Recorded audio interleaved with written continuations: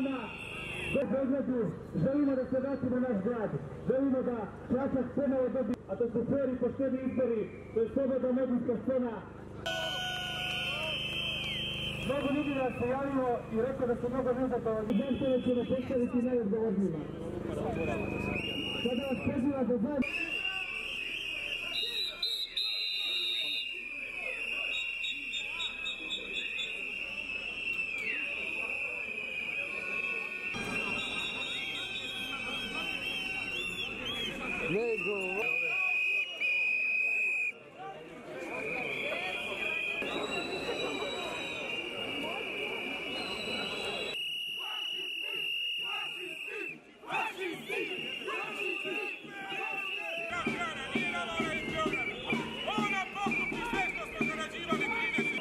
Milena, dobro, vi ste svi s tim. Upala sam Željku.